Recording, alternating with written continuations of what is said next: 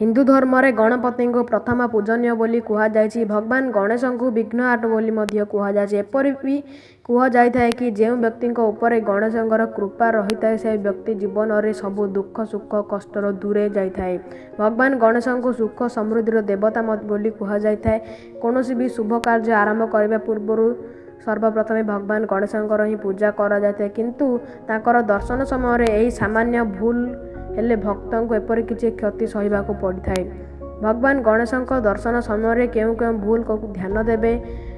पुराण रे एही संबंध में उल्लेख रही कि भगवान गणेशंकर प्रत्येक अंग अलग अलग जिनिस प्रतीक अटे।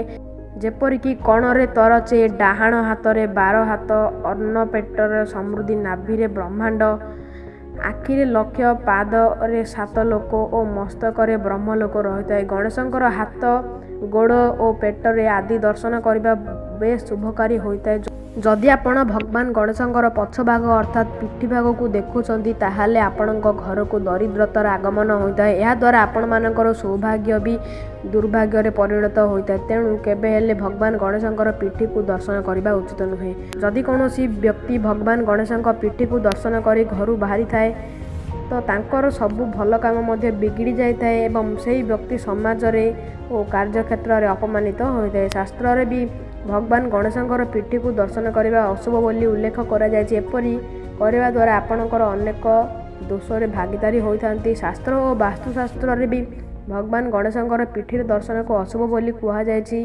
एपरिक से व्यक्तिंकर उन्नति रे मध्य बाधा सृष्टि होते जेतेबेले कि जदि आपण निज घर मुख्य द्वार मुहरे गणेशंकर प्रतिमा रखुंट तो यही प्रतिमा को पिठीपट को लगाई विपरीत मुह कर आउ एक प्रतिमा रखु। यह द्वारा घर वास्तु दोष दूर हो जाए। तो फ्रेंड्स आशा करुँचे ये वीडियो निहाती भाव में आपको हेल्पफुल रही। जदि आपको ये वीडियो पसंद आसी निहाती भाव में गोटे लाइक करेंगे। ता सहित जदि आपमर यही चैनल को सब्सक्राइब करना सब्सक्राइब कर दिंतु। आउ डाणे आसुवा बेल आइकन को प्रेस कर दिंतु। तो फ्रेंड्स रोची पुणी थोड़े देखा आउ का नुआ इंटरेस्टिंग वीडियो सहित टेक केयर एंड बाय।